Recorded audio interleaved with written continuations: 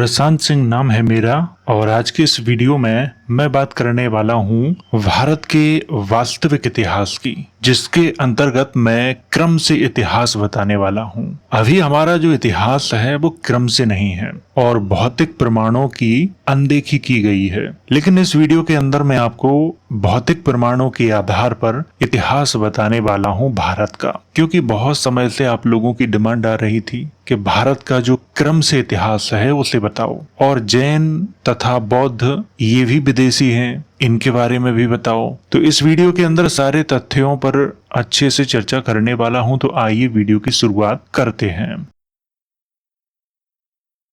सबसे पहले बात करते हैं भीमबेटका की गुफाओं के बारे में। भीमबेटका की जो गुफाएं हैं भारत के सबसे महत्वपूर्ण और प्राचीन ऐतिहासिक स्रोत माने जाते हैं, लेकिन इसकी चर्चा बहुत कम की जाती है। मैं यहाँ पर कर रहा हूँ। मध्य प्रदेश के रायसेन जिले में भोपाल से लगभग 45 किलोमीटर दक्षिण पूर्व में ये स्थित है। इनकी खोज 1957 में प्रसिद्ध पुरातत्वविद विष्णु श्रीधर वाकड़कर ने की थी। भीमबेटका में लगभग 750 से भी ज्यादा शैलाश्रय पाए गए हैं, लेकिन ये 750 जनता के लिए ओपन नहीं है, बाकी सब बंद करके रखी गई हैं। और इन गुफाओं में 500 से भी ज्यादा चित्र बने हुए हैं। यहाँ मानव निवास के प्रमाण पुरापाषाण काल से लेकर ऐतिहासिक काल तक के मिलते हैं। 6वीं 7वीं सदी के आसपास तक के मिलते हैं, लेकिन वो आम जनता के लिए नहीं खुले हैं,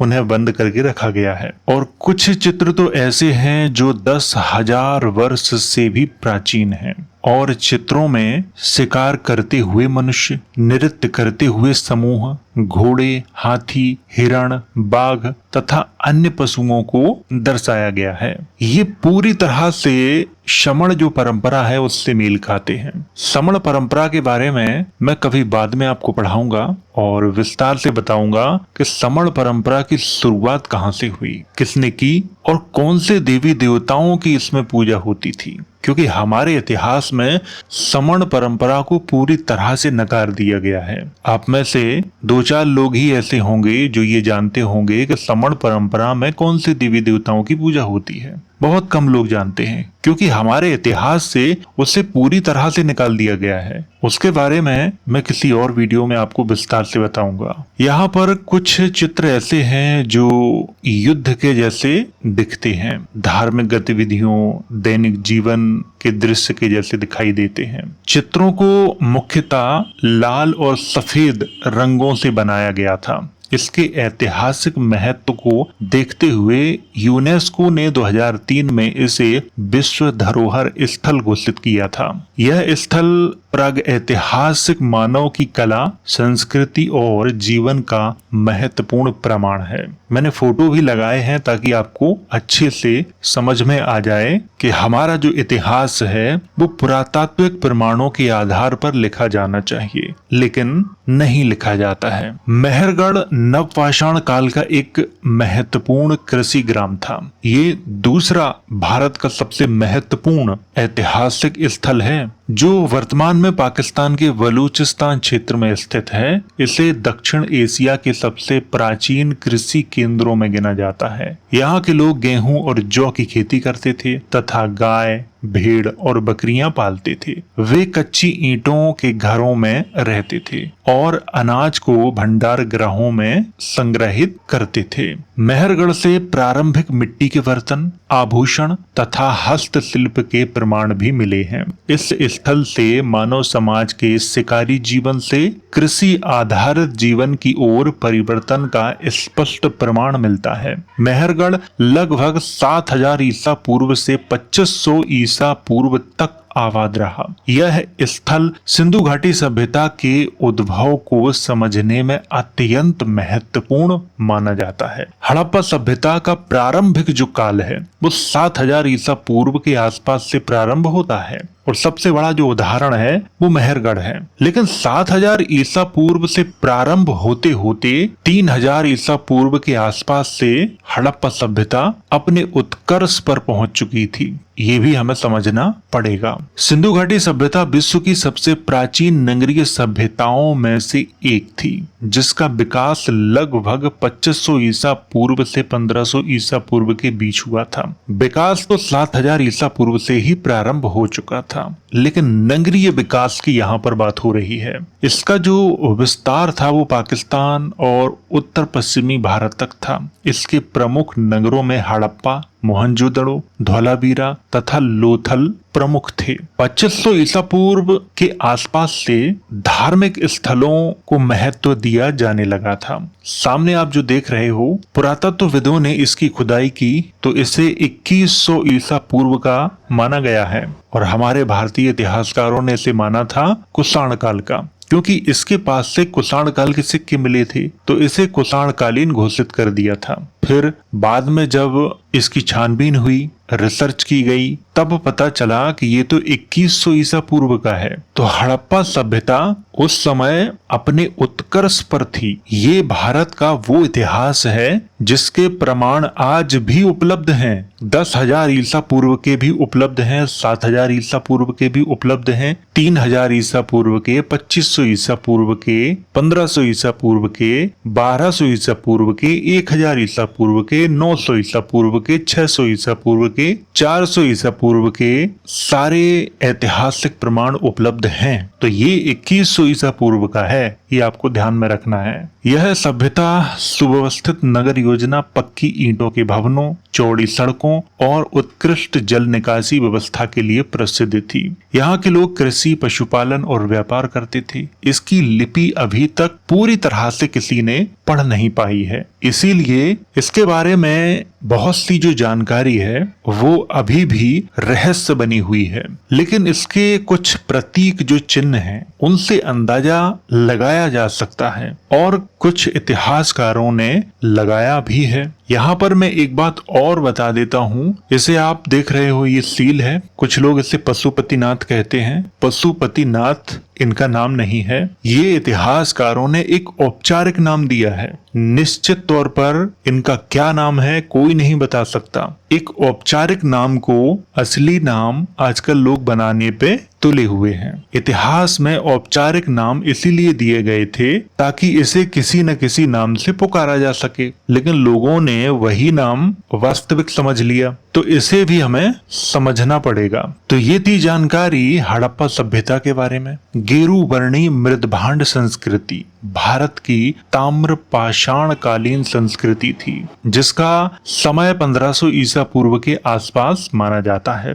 इसका जो विस्तार था वो मुख्य रूप से पश्चिमी उत्तर प्रदेश, राजस्थान, हरियाणा तथा गंगा यमुना दोआब क्षेत्र में था। इस संस्कृति के लोगों द्वारा उपयोग किए जाने वाले मिट्टी के बर्तन गेरुए रंग के होते थे, इसीलिए इसे गेरुवर्णी मृदभांड संस्कृति कहा जाता है। इसके स्थलों से ताम्र उपकरण, कृषि के प्रमाण तथा ग्रामीण बस्तियों के अवशेष मिले हैं। ये 1500 ईसा पूर्व के आसपास की संस्कृति मानी जाती है।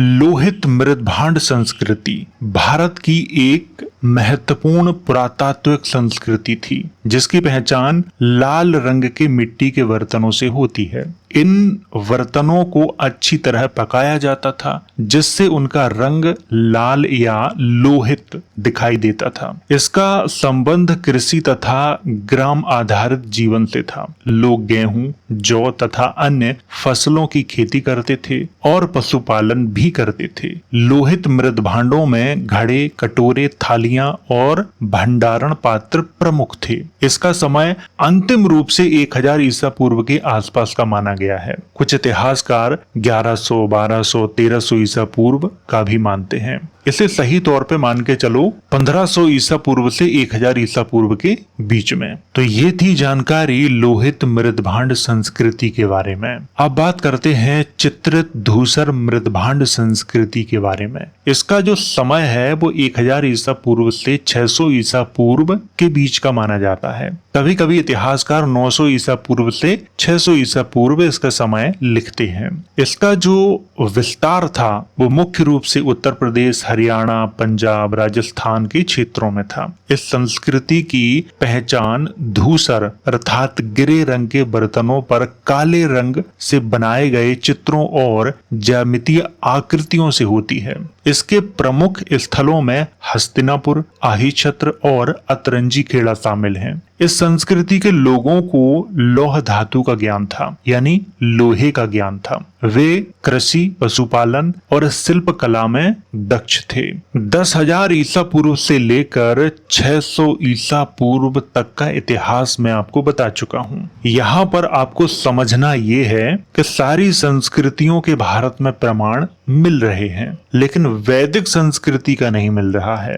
इसे आप लोग अच्छे से समझना, क्योंकि वैदिक संस्कृति का जो समय माना जाता है वो 1500 ईसा पूर्व से 600 ईसा पूर्व के बीच का माना जाता है। लेकिन किसी भी संस्कृति में अब तक ना तो कोई यज्ञों के प्रमाण मिले हैं, ना घोड़े की बलि के प्रमाण मिले हैं, और ना ही इंद्र देवता के प्रमाण मिले हैं। मैं यहाँ पर आज के भारत की बात कर रहा हूँ। इंद्र के प्रमाण तो मिलते हैं, लेकिन तुर्की में मिलते हैं, भारत में नहीं। तो यहाँ पर आपको समझना है कि 600 ईसा पूर्व तक हमारे देश में संस्कृतियां उपलब्ध थीं। 600 ईसा पूर्व के बाद महाजनपद काल का समय आता है, जिसके अंतर्गत शक्तिशाली राज्यों और गणराज्यों का उदय हुआ था, और इसका जो विकास है वो मुख्य रूप से 600 ईसा पूर्व से 300 ईसा पूर्व के बीच माना जाता है। और इस बात का जो उल्लेख है वो बौद्ध ग्रंथ है अंगुत्तर निकाय, उसमें मिलता है। उसी ग्रंथ में 16 महाजनपदों की जानकारी दी गई है, जिसमें अंग, मगध, काशी, कौशल, वत्स, अवंती, वज्जी और कुरु इनका उल्लेख मिलता है। सामने इसमें लिखे हैं तो आप लोग उन्हें पढ़ सकते हो। इन राज्यों में कृषि, व्यापार और नगरों का विकास हुआ। महाजनपद काल में लौह उपकरणों के उपयोग तथा राजनीतिक संगठन में वृद्धि हुई थी। बाद में मगध सबसे शक्तिशाली बनकर उभरा और उसने विशाल साम्राज्य की नींव रखी थी। बिंबिसार मगध साम्राज्य के शक्तिशाली शासक थे। उन्होंने विवाह और विजय के माध्यम से राज्य का विस्तार किया। उनके पुत्र अजातशत्रु ने मगध को और अधिक शक्तिशाली बनाया था। बाद में शिशुनाग वंश, फिर नंद वंश का उदय हुआ। महापद्म नंद ने विशाल साम्राज्य स्थापित किया। उनके उत्तराधिकारी धनानंद के समय में मगध भारत का सबसे शक्तिशाली राज्य बन गया था। धनानंद की अपार संपत्ति और विशाल सेना प्रसिद्ध थी। सिकंदर को विश्व विजेता माना जाता है, लेकिन उसकी हिम्मत नहीं हुई थी कि धनानंद के क्षेत्र में आए और धनानंद को पराजित करें, क्योंकि सिकंदर ये बात बहुत अच्छे से जानता था। सेना उसकी थक चुकी थी और धनानंद के पास एक बड़ी विशाल और मजबूत सेना थी, खास तौर से हाथियों की सेना थी। और ग्रीकों के पास हाथी नहीं थे, घोड़े थे। लेकिन जब उन्होंने पंजाब वाले क्षेत्र पर अधिकार किया, तब उनकी सेना में हाथियों को भी शामिल किया गया था। लेकिन उससे ज्यादा धनानंद की सेना में हाथी थे, इसीलिए सिकंदर की हिम्मत नहीं हुई आगे बढ़ने की। और चंद्रगुप्त मौर्य ने धनानंद को पराजित करके मौर्य साम्राज्य की स्थापना की थी। अब चंद्रगुप्त मौर्य के बारे में दो तरह के विवरण मिलते हैं। एक तो ब्राह्मणिक परंपरा में मिलता है कि चाणक्य ने उन्हें जंगल से उठा के लाए, फिर अच्छे से ट्रेनिंग दी, राजा बनाया, ये कहानी मिलती है। लेकिन ये कहानी पूरी तरह से अतिशयोक्ति है, क्योंकि इसके कोई ऐतिहासिक प्रमाण नहीं मिलते हैं। समकालीन चंद्रगुप्त मौर्य के समय में ही मेगास्थनीज भारत आया था। उसने किसी भी चाणक्य का अपने ग्रंथ में उल्लेख नहीं किया है। अशोक ने अपने किसी भी लेख में चाणक्य या विष्णुगुप्त नाम के किसी भी व्यक्ति का उल्लेख नहीं किया। ये बाद में कहानियां बनाई गईं। और एक दूसरी जानकारी मिलती है चंद्रगुप्त मौर्य के बारे में कि ये पिप्पली वन के मौर्य राजा थे। इनकी उत्पत्ति शाक्यों से हुई थी, और इसमें कुछ हद तक सच्चाई दिखती है, क्योंकि पिप्पली वन के मौर्य की जानकारी मिलती है। जैसा मैंने अभी बताया कि हमारे यहाँ दो तरह की कहानियां प्रसिद्ध हैं। एक तो ब्राह्मणिक परंपरा की कहानी जिसमें एक चाणक्य है, और एक बौद्ध परंपरा की कहानी जिसमें चंद्रगुप्त मौर्य को पिप्पली वन के जो मौर्य थे उनका वंशज बताया गया है। तो मौर्य साम्राज्य की स्थापना तक आपको समझ में आ गया होगा भारत का इतिहास। चौथी शताब्दी ईसा पूर्व में चंद्रगुप्त मौर्य ने मौर्य साम्राज्य की स्थापना की, जो प्राचीन भारत का पहला विशाल और संगठित साम्राज्य था। आगे चलकर इसी साम्राज्य में अशोक जैसे महान राजा हुए, जिन्होंने इसे अपने चरम उत्कर्ष पर पहुंचाया। बृहदित मौर्य इस वंश का अंतिम राजा माना गया है। 185 ईसा पूर्व के आसपास उसके सेनापति पुष्यमित्र शुंग ने उसकी हत्या कर दी थी और शुंग वंश की स्थापना की थी, जिससे मौर्य वंश का अंत हो गया था। ये भी कहानी पूरी तरह से झूठी है। ये कहानी कहां से ली गई है? ये कहानी ली गई है श्रीलंकाई ग्रंथों से। हमारे देश में अंग्रेजों के समय तक 1837 तक कोई नहीं जानता था कि अशोक कौन है। लोग नाम तक भूल चुके थे। कोई नहीं जानता था कि चंद्रगुप्त मौर्य कौन है, बिंबिसार कौन है, अशोक, बृहद्रथ ये कौन है, कोई नहीं जानता था। जेम्स प्रिंसेप ने जब अशोक के लेख पढ़े तब पता चला कि हमारे देश में कोई अशोक नाम का एक बहुत ही महान राजा था। फिर होड़ मच गई कहानियां लिखने पर कि कैसे इस राजा को अपना बनाया जाए, और फिर तरह तरह की कहानियां लिखना शुरू हुई। 1905 में श्याम शास्त्री ने चाणक्य को खड़ा कर दिया और इसके लिए उन्होंने सहायता ली श्रीलंकाई ग्रंथों की, दीपवंश और महावंश की, जिसमें चाणक्य नाम का एक बमण था। उसे उन्होंने ब्राह्मण बना के पेश कर दिया और इस तरह से एक नए चाणक्य भारत में लॉन्च हुए, और लॉन्च होने के बाद आज तक उन्हें ही मौर्य वंश का कर्ता धर्ता माना जाता है। लेकिन इसके समकालीन ऐतिहासिक प्रमाण नहीं है, और मैं समकालीन ऐतिहासिक प्रमाणों पर ही जोर देता हूँ, क्योंकि किताबों का जब अनुवाद होता है तो अनुवादकार कई शब्द अपने मन से लिख देते हैं और कुछ चीजें अतिरिक्त उसमें जोड़ देते हैं। लोग उसे भी पुराना समझने लगते हैं। यहाँ पर मैं उदाहरण देना चाहूंगा महाभारत का प्राचीन नाम था जय संहिता। आज 1 लाख से भी ज्यादा श्लोक हैं, लेकिन जय संहिता में कितने थे? 8800। उस समय बहुत छोटी किताब थी, आज पूरा ग्रंथ बन गया है। समय समय पर उसमें जानकारी ऐड की गई है। लोगों को ऐसा लगता है ये सारी जानकारी प्राचीन है। तो ये समय समय पर हर धर्म वाला करता है,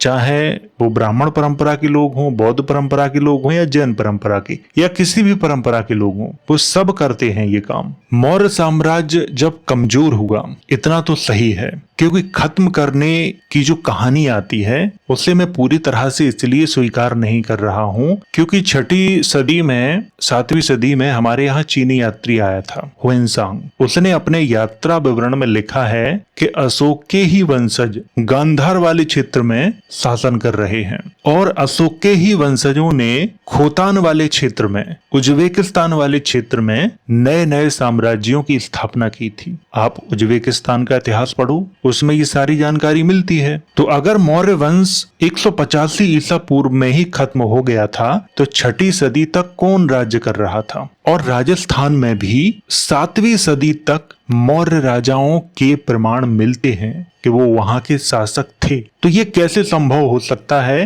कि जो वंश 185 ईसा पूर्व में ही खत्म हो चुका था, उसके राजा 7वीं सदी तक शासन कर रहे थे? इसीलिए ये बात पूरी तरह से बुद्धि पर खरी नहीं उतरती है। इतिहास को या तो पूरी तरह से प्रमाणों के साथ लिखो, उसमें कहानियां मत जोड़ो। लेकिन हमारे इतिहासकारों ने मौर्य साम्राज्य के इतिहास को लिखने के लिए 15वीं सदी में लिखी गई कहानियों का सहारा लिया। जो कभी 15वीं सदी में मौर्य साम्राज्य के बारे में लिख रहा है, वो कितना सच लिख रहा होगा, इसका अंदाजा तो आप ही लगा सकते हैं। और इतिहास कथाओं को कभी स्वीकार नहीं करता है, लेकिन हमारे यहाँ जो इतिहास लिखा गया उसमें उदाहरण कथाओं के दिए गए हैं, इसीलिए इतिहास पर और संदेह प्रकट होता है। तो मौर्य साम्राज्य का अंत मैं भी मान लेता हूं कि 185 ईसा पूर्व में हो चुका था। वैसे अभी मैंने बहुत सारे उदाहरण आपको दिए हैं कि मौर्य साम्राज्य का अंत नहीं हुआ था, क्योंकि मौर्यों से ही परमार वंश की उत्पत्ति हुई है, मौर्यों से ही पाल वंश की उत्पत्ति हुई है। हालांकि इन तथ्यों की चर्चा मैं किसी और वीडियो में करूंगा। यहाँ से होती है वैदिक परंपरा की शुरुआत, अगर भौतिक प्रमाणों के आधार पर देखा जाए तो।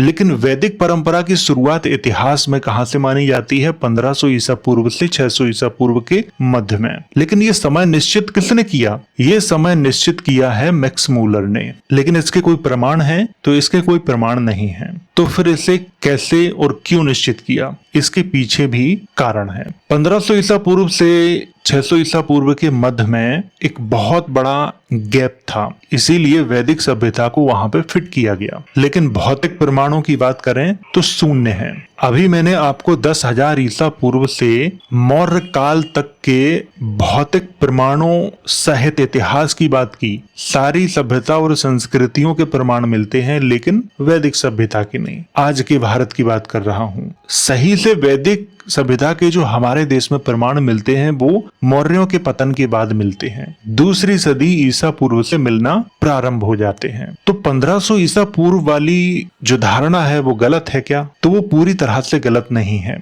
इसकी जानकारी भी आप लोगों को देना चाहूंगा। 500 ईसा पूर्व के आसपास ऋग्वेद के बारे में थोड़ी सी जानकारी मिलती है, लेकिन वो पूर्वी ईरान वाले क्षेत्र में मिलती है, आज के भारत में नहीं मिलती है और पूरी तरह से स्पष्ट नहीं मिलती है। और वैदिक ग्रंथों को लिखित रूप गुप्त काल में दिया गया, उससे पहले नहीं दिया गया था। लेकिन इतिहास में ये कहा जाता है कि दूसरी बार इनकी रचना हुई, ये भी पूरी तरह से गलत है। इसके लिए आपको 11वीं सदी में आए अलबेरुनी का यात्रा विवरण पढ़ना होगा। अलबेरुनी खुद लिखता है कि ये लोग लिखते नहीं हैं, उसने स्पष्ट उल्लेख किया है इस बात का। तो क्या वैदिक सभ्यता बहुत सीमित थी? वैदिक सभ्यता सीमित नहीं थी, वैदिक सभ्यता बहुत विशाल थी। मैं कहूंगा कि पूरी दुनिया में फैली हुई थी, लेकिन भारत में बहुत लेट आई। क्योंकि वैदिक सभ्यता को अगर आप देखोगे, मैं आपको मैप दिखाता हूँ, ये वाला देखो, जितना पीला पीला एरिया है इसे आपको बहुत अच्छे से देखना है। आज भी आप अगर इस वाले क्षेत्र में भौतिक प्रमाण